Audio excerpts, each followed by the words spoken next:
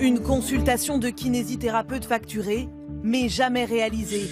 Un dentiste qui déclare un simple plombage au prix d'une couronne. Un ambulancier qui facture des kilomètres imaginaires.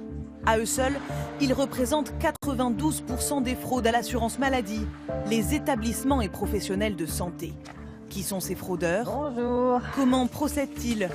Comment récupérer les 212 millions d'euros détournés l'an dernier des caisses de la sécurité sociale? À Metz, pour les enquêteurs de l'assurance maladie, les investigations débutent en général au service courrier. Je viens chercher le courrier 2 fois par jour et on récupère tous les signalements. Qui vous écrit en fait?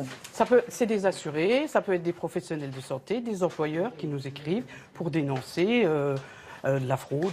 Ces signalements. Ah, Brigitte, j'ai le courrier d'aujourd'hui. Le service de Michel Gury en reçoit jusqu'à 400 par an.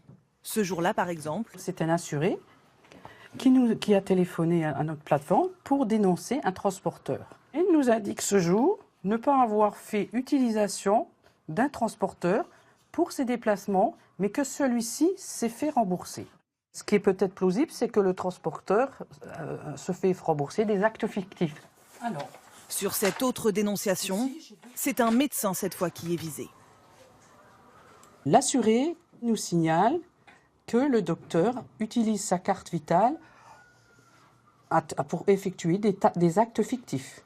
Les enquêteurs vont alors recouper les informations en vérifiant auprès de l'auteur du courrier et du médecin que les consultations ont bien été réalisées. Pour vérifier certains soins. Les enquêtes peuvent durer plusieurs mois. Quand elles aboutissent, les fraudeurs sont convoqués dans cette salle où les sanctions se décident à huis clos. Il arrive de ce côté-ci. Et donc, autour de la table, il y a les représentants de l'assurance maladie et les représentants des professions de santé. Le professionnel de santé, à ce moment-là, il risque une pénalité financière, donc il peut atteindre 2 fois les sommes indûment perçues. On peut aller jusqu'à la procédure pénale, et là, donc, c'est le procureur de la République qui prendra la décision. Ça peut aller jusqu'à des peines... Ça peut aller jusqu'à des peines d'emprisonnement. Rien que dans le département, 200 fraudes ont été détectées l'an dernier, et tous les professionnels de santé sont concernés. Au niveau national, les premiers fraudeurs sont les infirmiers libéraux, 55% des cas.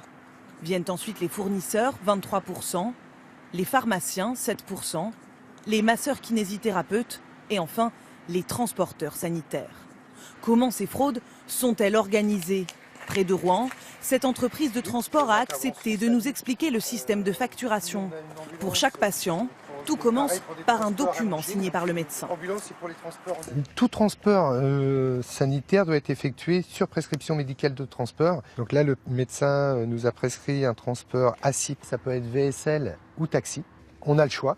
En clair, si le médecin prescrit un transport assis, c'est à l'entreprise de choisir entre ces 2 voitures. Véhicule sanitaire léger ou VSL d'un côté, taxi conventionné de l'autre. Pour le patient, aucune différence, mais les tarifs fixés par l'assurance maladie ne sont pas du tout les mêmes. Et voici comment procèdent les fraudeurs. Par exemple, sur un trajet moyen de 27 km, ils choisiront d'utiliser le VSL facturé 34,81 €, mais déclareront le taxi 45,71 €, plus de 10 € en plus. C'est ainsi que cet homme a escroqué l'assurance maladie pendant des mois. Il a accepté de témoigner à visage caché. Le transport en taxi, sur des transports de 50 ou 60 km, est jusqu'à 40, voire 50% plus rentable. Donc vous faisiez un trajet en VSL et vous le déclariez en taxi? Et nous le facturions en taxi, oui. Vous n'avez jamais été contrôlé? Si. 3 fois. Et Rien. Et comment vous l'expliquez? On a un très bon logiciel. Dénoncé par un ancien salarié, il a été condamné à une peine de prison pour avoir détourné plusieurs dizaines de milliers d'euros, une pratique selon lui fréquente dans la profession. Cette pratique de surfacturation est répandue depuis un temps que je ne saurais déterminer. On n'a rien inventé. Tout le monde le sait, tout le monde le fait. Pour limiter ces dérives, l'assurance maladie noue des partenariats avec les professionnels comme Pascal Abraham. Ça se passe comment ? En échange de tarifs préférentiels, il s'est engagé à choisir systématiquement le véhicule le moins cher. Et pour le prouver, il a même investi 4 000 € dans ce logiciel de géolocalisation. Toutes nos informations de géolocalisation sont directement envoyés à la sécurité sociale avec notre facturation, ce qui va permettre à la caisse d'assurance maladie de vérifier l'exactitude de la facturation et de la géolocalisation. En ce qui me concerne, on est transparent. Comme lui, la majorité des professionnels de santé facturent honnêtement ces actes à l'assurance maladie. La plupart des cas se règlent à l'amiable, dans le plus grand secret, mais en 2015, les caisses ont porté plainte contre 33 professionnels.